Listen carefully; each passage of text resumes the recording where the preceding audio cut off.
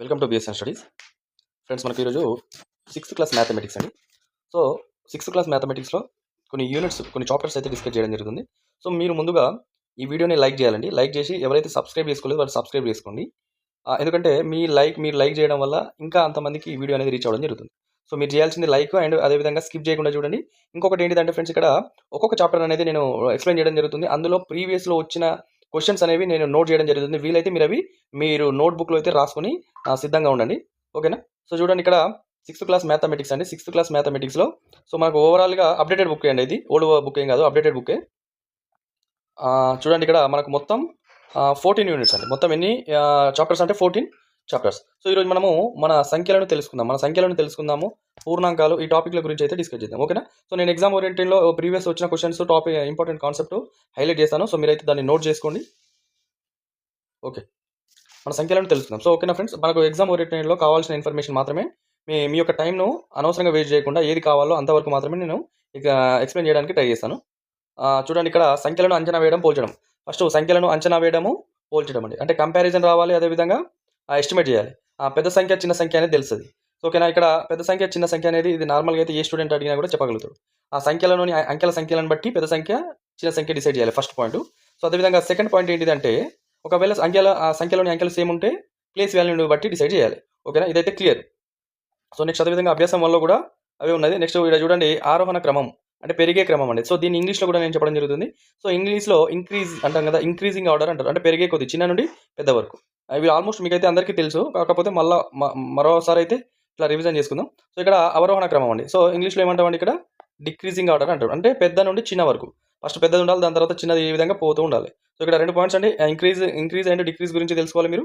Next అదేవిధంగా ఇక్కడ greater than, less than, ఏదైతే పెద్దది ఉంటుందో అది గ్రేటర్ దెన్ అని చిన్నగా ఉంటే, ఇప్పుడు చూడండి ఇక్కడ 4 డిజిట్సే ఉన్నాయి, ఇక్కడ 5 డిజిట్స్ ఉన్నాయి. సో ఇది పెద్దది కాబట్టి ఈ సింబల్ అండి. ఇది లెస్ దెన్, ఇది 3854 లెస్ దెన్ 15,200. అంటే 15,200 కంటే 3,854 అనేది తక్కువ అనే మీనింగ్. సో ఇక్కడ చూడండి, అవసరం లేదు అంతగానం. రైట్. సో ఇది పాయింట్ ఇంపార్టెంట్ ఫ్రెండ్స్, ఇది నోట్ చేసుకోండి. ఇది ఆల్రెడీ ప్రీవియస్లో వచ్చిన క్వశ్చన్, అదేవిధంగా దీనికి సంబంధించి మోడల్ క్వశ్చన్స్ కూడా రావడం జరుగుతుంది. సో ఇక్కడ చూడండి, క్వశ్చన్ 4,0,3,7 అంకెలతో ఏర్పడే 4 అంకెల సంఖ్యలను రాయండి. వాటిలో అతిపెద్ద సంఖ్య, అతి చిన్న సంఖ్యలను గుర్తించండి. సో ఇక్కడ పెద్ద సంఖ్య అంటే ఇందులోని పెద్ద డిజిట్స్ అంటే పెద్ద అంకెలతో స్టార్ట్ చేయాలి. సో 7 పెద్దది, దాని తర్వాత 4, దాని తర్వాత 3, దాని తర్వాత 0. సో ఈ 4 అంకెలతో ఏర్పడే పెద్ద సంఖ్య ఏంటిదండి, ఇక్కడ 7,430. సో 400 చిన్న సంఖ్య అంటే, ఫర్ ఎగ్జాంపుల్ మనం ఇక్కడ మిస్టేక్ చేయడానికి ఆస్కారం ఉన్న పాయింట్ చూడండి. చిన్న సంఖ్య అంటే చిన్న నుండి పెద్ద వరకు 30347. సో ఇది ఆన్సర్ తప్పు అవుతుందండి. సో ఇక్కడ ఆన్సర్ 3047 అవుతుంది. ఎందుకంటే ఈ నెంబరు 3 డిజిట్స్ మాత్రమే. కానీ వాడు ఏమడిగింది, ఇక్కడ మనకు అతిపెద్ద 4 అంకెల సంఖ్యలు రాయమన్నాడు, అండ్ అదేవిధంగా అతిపెద్ద 4 అంకెల చిన్న సంఖ్య రాయమన్నాడు. సో ఇది 3 అంకెలే అవుతుంది. ఎందుకంటే 0కి వాల్యూ ఉండదు కాబట్టి 347 వాల్యూ అవుతుంది. సో ఇక్కడ ఇది 4 అంకెల సంఖ్య కావాలంటే ఈ 0 కంటే ముందు ఒక స్మాల్ అంకెను తీసుకుంటే అది అప్పుడు కరెక్ట్ అవుతుంది. ఇది ఆల్రెడీ ఎగ్జామ్లో వచ్చిన క్వశ్చన్ అండి, మీరు నోట్ చేసుకోండి. నెక్స్ట్ అదేవిధంగా ప్లేస్ వాల్యూస్ గురించి అయితే మనకు ఆల్రెడీ తెలుసండి. 1, 10, 100, 1000, 10,000 అని, 1 10, 100, 1000 అని. సో ఆ విధంగా డివైడ్ చేసుకోండి. సో దాని తర్వాత ఇంకొక పాయింట్ అండి. ఫర్ ఎగ్జాంపుల్ ఇక్కడ చూడండి, 85 అనేది, ఇక్కడ చూడండి మీరు 85 అనేది 80కి దగ్గరన 90కి దగ్గరన అంటే కరెక్ట్ రెండింటికంటే మధ్యలో ఉన్నది. సో దేనికి దగ్గర అన్నప్పుడు 90 సైడే మొగ్గు చూపాలి. ఎందుకంటే నెక్స్ట్ హయ్యర్ వాల్యూ అదే కాబట్టి సేమ్ ఉన్నప్పుడు ముందుకే వెళ్ళాలండి. ఇక్కడ పాయింట్ మీరు గుర్తుపెట్టుకోవాలి. 85 దీనికి దగ్గర అంటే 90K. సో ఇక్కడ నుండి ఈ డిస్టెన్స్ అంతే ఉంటుంది, ఇక్కడ నుండి ఇది కూడా అంతే ఉంటుంది. కాకపోతే నెక్స్ట్ వాల్యూనే తీసుకోవాల్సి ఉంటుంది. ఈ పాయింట్ కూడా గుర్తుపెట్టుకోండి. నెక్స్ట్ అదేవిధంగా చూడండి, ఇలా విస్తరించడం కూడా రావాలండి. ఎక్స్పాండ్ మెథడ్ అంటాం కదా మనం. సో ఇవి కూడా బేసిక్ మీరైతే నేర్చుకోవాలి. నెక్స్ట్ అదేవిధంగా దగ్గరకు, దూరము, ఇవి పెద్ద ఇంపార్టెంట్ ఏం కదండి. సో నెక్స్ట్ పెద్ద సంఖ్యలను పరిచయము. ఇక్కడ చూడండి, మనకు ప్లేస్ వాల్యూస్ 1, 10, 100, 1000, 10,000, 1,00,000. సో ఈ విధంగా అయితే ఈ క్వశ్చన్ కూడా రావడానికి ఛాన్స్ ఉంటుందండి. 1ల స్థానంలో 5, 10ల స్థానంలో 4, 100ల స్థానంలో 6, 1000 స్థానంలో 5, 10,000 స్థానంలో 1, లక్షల స్థానంలో 3. అప్పుడు ఆ నెంబర్ ఏంటిదో మనము ఫైండ్ చేయాల్సి ఉంటుంది. ఈ టైప్ ఆఫ్ క్వశ్చన్స్ కూడా రావడానికి ఛాన్సెస్ ఉంటాయి. ఇక్కడ చూడండి, విస్తరణ రూపం. ఓకేనా? ఎక్స్పాండ్ మెథడ్ అంటాం.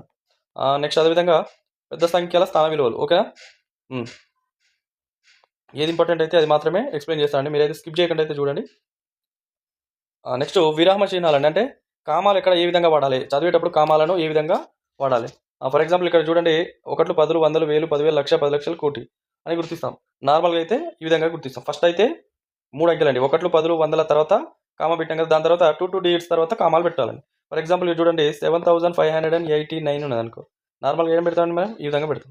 ఫస్ట్ అయితే ఎన్ని డిజిట్స్ అండి ఇక్కడ 3 డిజిట్స్ తర్వాత కామా పెట్టాలి. దాని తర్వాత 2 తర్వాత కామా పెట్టాల్సి ఉంటుంది. ఓకేనా. నెక్స్ట్ అదేవిధంగా ఇక్కడ చూడండి ఈ విధంగా 2 ఈ విధంగా ఫస్ట్ అయితే 3 దాని తర్వాత 2 తర్వాత ఎక్స్పాండ్ మెథడ్. ఆల్మోస్ట్ ఇవన్నీ మీకు తెలిసిందే.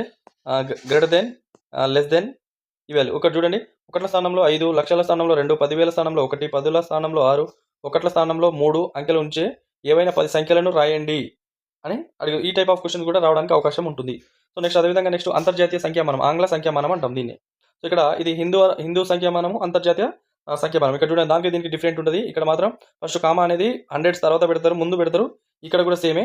దాని తర్వాత మళ్ళీ 3 digitsకు పెడతారు. కానీ ఇక్కడ హిందూ సంఖ్యామానంలో 2 ఫస్ట్ మాత్రమే 3 digits తర్వాత ముందు కామా పెట్టడం జరుగుతుంది. దాని తర్వాత ఎవ్రీ 2 digitsకు పెడతారు. కానీ ఇక్కడ అంతర్జాతీయ సంఖ్యామానంలో మాత్రం 3 digitsకు ముందు మాత్రమే పెట్టడం జరుగుతుంది. ఇక్కడ చూడండి ఈ పాయింట్, ఇది కూడా నోట్ చేసుకోండి. హిందూ సంఖ్యామానము, అంతర్జాతీయ సంఖ్యామానం ఇక్కడ ఆల్మోస్ట్ 10,000 వరకు సేము. కానీ హిందూ సంఖ్యామానంలో లక్ష అయితే ఇక్కడ 100,000, 10 లక్షలు అయితే మిలియన్. ఈ విధంగా మీరైతే గుర్తుపెట్టుకుని చాటు నిత్య జీవితంలో మనకు ఉపయోగపడే ఒక టాపిక్ అండి. చూడండి ఇక్కడ 10 మిల్లీమీటర్లు అంటే 1 సెంటీమీటర్, 100 సెంటీమీటర్లు అయితే 1 మీటరు, 1000 మీటర్లు అయితే 1 కిలోమీటర్లు. ఈ విధంగా గుర్తుపెట్టుకోండి. నెక్స్ట్ అదేవిధంగా చూడండి క్వశ్చన్స్ కూడా ఉన్నాయండి మనకు. సచిన్ టెండూల్కర్ ప్రఖ్యాత క్రీడాకారుడు. అతను ఇప్పటి వరకు టెస్ట్ మ్యాచ్లో 15,030 పరుగులు, వన్డే మ్యాచ్లో 18,111 పరుగులు చేశారు. అతను 2 రకాల మ్యాచ్లో సాధించిన మొత్తం. సో ఇట్లాంటి కీవర్డ్స్ కూడా మీరు గుర్తుంచుకొని ఆన్సర్ చేయడానికి ఈజీగా ఉంటుంది. చిన్న బేసిక్స్ ఉంటాయండి, చిన్న బేసిక్స్ ఉంటాయి. ఈ ప్రాబ్లం ఇంపార్టెంట్ అండి. ఇక్కడ చూడండి ఈ ప్రాబ్లం అనేది ఇంపార్టెంట్. ఈ టైప్ ఆఫ్ ప్రాబ్లం అయితే మీరు నోట్ చేసుకొని ప్రాక్టీస్ చేయండి. నెక్స్ట్ ఇది ఒక హెలికాప్టర్ గంటకు 600 కిలోమీటర్ దూరం ప్రయాణించగలదు. అయినా అదే 4 గంటల్లో ప్రయాణించే దూరం ఎంత? ఇక్కడ చూడండి గంటకు 600 అంటే 4 గంటలకు 600 ఎంత అండి? 2400 కిలోమీటర్స్. సో దీన్ని మీరు చిన్న మిస్టేక్ ఇక్కడ చేయడానికి అవకాశం ఏమిటిదంటే కొన్నిసార్లు మీటర్లు అడగొచ్చు, కొన్నిసార్లు కిలోమీటర్లకు అడగొచ్చు. కాబట్టి మనం మార్చడం అనేది రావాలి. ఓకేనా. సో దీంతో మనకు ఈ యూనిట్ 1 అనేది కంప్లీట్ అవ్వడం జరిగింది. సో ఇంకొకటి పాయింట్ చూడండి. ఇక్కడ శ్రీనివాస రామానుజన్, ఇండియా. ఏ దేశానికి చెందినవాడండి? ఇక్కడ ఇండియా. సంఖ్యా సిద్ధాంతాలు రూపొందించిన గణిత మేధావి. సంఖ్యా సిద్ధాంతాలను రూపొందించిన గణిత మేధావి ఎవరు అంటే Srinivasa Ramanujan. Fellow of royal society, ఇంగ్లాండ్కు ఎంపికైన తొలి భారతీయుడు కూడా శ్రీనివాస రామానుజనే. సో 1729 రామానుజన్ సంఖ్య అంటారు. ఏ సంఖ్య అండి? 1729. సో ఆయన జన్మదినం ఎప్పుడండి? December 22. దాన్నే మనము గణిత దినోత్సవంగా ప్రతి సంవత్సరం జరుపుకుంటాం. సో ఇక్కడ చూడండి భారత ప్రభుత్వం రామానుజన్ జ్ఞాపకార్థం 2011లో పోస్టల్ స్టాంపు విడుదల చేయడం జరిగింది. నెక్స్ట్ అదేవిధంగా భారత ప్రభుత్వం 2012 నుండి గణిత సంవత్సరంగా ప్రకటించింది. ఏ ఇయర్ నుండి అంటే 2012 నుండి.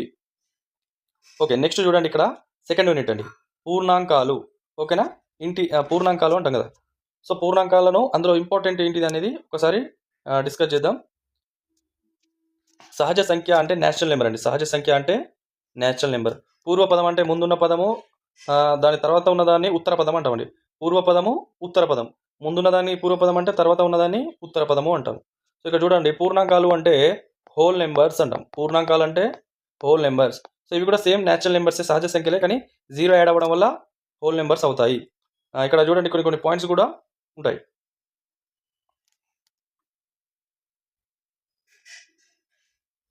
చూడండి ఇంపార్టెంట్ ఎగ్జామ్లో వచ్చే క్వశ్చన్స్ మాత్రమే, ఆ టైప్ ఆఫ్ క్వశ్చన్స్ మాత్రమే నేను డిస్కస్ చేయడం జరుగుతుంది. మీరు టెక్స్ట్ బుక్లో అయితే టెక్స్ట్ బుక్ని ఫాలో అవి ప్రాక్టీస్ చేయండి. పూర్వ సంఖ్య లేని ఒక సహజ సంఖ్య కలదు, ఉన్నది. పూర్వ సంఖ్య అంటే ముందున్న నెంబర్ అంటే 1.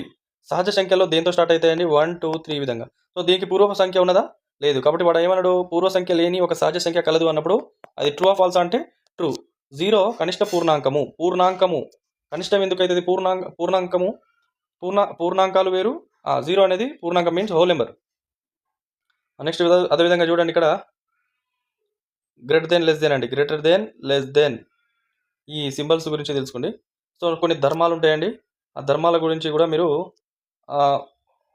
ప్రాక్టీస్ చేయండి. ధర్మాలు. సో ఇక్కడ చూడండి ధర్మాలకు వచ్చేసరికి ఇక్కడ ఏవైనా 2 పూర్ణాంకాలు మొత్తం ఎల్లప్పుడూ ఒక పూర్ణాంకం అని గమనిస్తాం. అంతే కదా. ఇక్కడ ఇదొక పూర్ణాంకం, ఇదొక పూర్ణాంకము. ఆ 2 పూర్ణాంకాల మొత్తం ఎప్పుడు 5 అనేది కూడా ఒక పూర్ణాంకం. సో దీన్ని ఏమంటామండి ఇక్కడ మనము? పూర్ణాంకాల సమితి సంకలనంతో సమృత ధర్మాన్ని పాటిస్తుంది. సో సంకలన ధర్మం అంటే ఇదొక పూర్ణాంకము, ఇదొక పూర్ణాంకం. ఇవి రెండిట్లు మొత్తం కూడా ఒక పూర్ణాంకమే. ఇది గుర్తుపెట్టుకోవాలి. నెక్స్ట్ అదేవిధంగా ఇది సంకలనం అంటే ఎడిషన్కి సంబంధించి. నెక్స్ట్ గుణకారానికి సంబంధించి కూడా పాటిస్తుంది, ఎందుకంటే A into B is equal C, ఇది సి అనేది కూడా పూర్ణాంకమే అవుతుంది.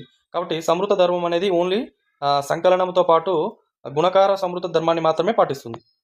ఈ టైప్ ఆఫ్ క్వశ్చన్స్ కూడా రావడానికి అవకాశం ఉంటుంది. సో నెక్స్ట్ అదేవిధంగా చూడండి.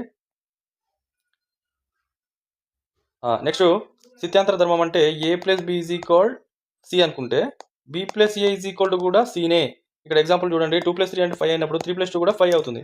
సో ఇక్కడ సంకలనం అనేది సిద్ధాంతర ధర్మాన్ని పాటిస్తుంది. నెక్స్ట్ అదేవిధంగా ఇందులో సంకలనము గుణకార చరాల సహచర ధర్మం. సహచర ధర్మం అంటే ఏ ప్లస్ బి అనుకోండి, A plus B plus C is equal A plus B C is equal A plus B plus C, ఈ రెండు ఈక్వల్ అవుతాయి. సో ఇక్కడ సంకలనం అనేది సహచర ధర్మాన్ని పాటిస్తుంది, గుణకారము అది. సో నెక్స్ట్ ఇది పెద్ద ఇంపార్టెంట్ కాకపోయినప్పటికీ ఒకసారి అట్లా టచ్ చేద్దాం. తత్సమాంసం అండి, ఇది కూడా అంతే. ఒక పూర్ణాంకాన్ని 1చే గుణిస్తే వచ్చే ఫలితం అదే పూర్ణాంకం అవుతుందని గమనించవచ్చు. సో 1ని పూర్ణాంకాల గుణకార తత్సమం అంటాం.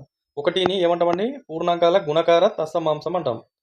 నెక్స్ట్ 0ని కూడా సంకలనం అంటామండి. ఇక్కడ 0ని ఒక పూర్ణాంకాన్ని 0 కలిపితే అదే పూర్ణాంకం అవుతుంది. కాబట్టి 0ను పూర్ణాంకాల సంకలన తత్సమాంసం అంటాం. ఈ 2 పాయింట్స్ ఇంపార్టెంట్. సంకలనానికి అయితే 0, గుణకారానికి అయితే 1. నెక్స్ట్ అదేవిధంగా చూడండి, ఇవి చిన్న లెక్కలు అండి, చిన్న లెక్కలు. మీ దగ్గర నోట్ టెక్స్ట్ బుక్ ఉంటే మీరు జస్ట్ ఫాలో అప్ అవ్వండి. ఈ వీడియోలో మనకు ఎంతవరకు కావాలో, ఏది ఇంపార్టెంటో, ఏది క్రిటికల్ ఉన్నాయో అవి మాత్రమే డిస్కస్ చేద్దాం. సో మనం నేర్చుకునే ఒకసారి రీక్యాపిటేషన్ చేద్దాం. చూడండి, లెక్కించడానికి ఉపయోగించే సంఖ్యలు 1, 2, 3ని సంఖ్యలను సహజ సంఖ్యలు అంటామండి. ఇంగ్లీష్లో న్యాచురల్ నెంబర్స్ అంటాం. నెక్స్ట్ ప్రతి సహజ సంఖ్యకు ఒక ఉత్తర పదం ఉంది, కానీ 1 తప్ప మిగిలిన సహజ సంఖ్యలను పూర్వ సంఖ్యలు ఉంటాయి. 1కి కాకుండా మిగిలిన అన్ని సహజ సంఖ్యలకు ఉత్తర సంఖ్య, నెక్స్ట్ అదేవిధంగా పూర్వ సంఖ్య ఉండడం జరుగుతుంది. నెక్స్ట్ సహజ సంఖ్యల సమితికి 0 చేరితే పూర్ణాంకాల సమితి హోల్ నెంబర్స్ అంటాం.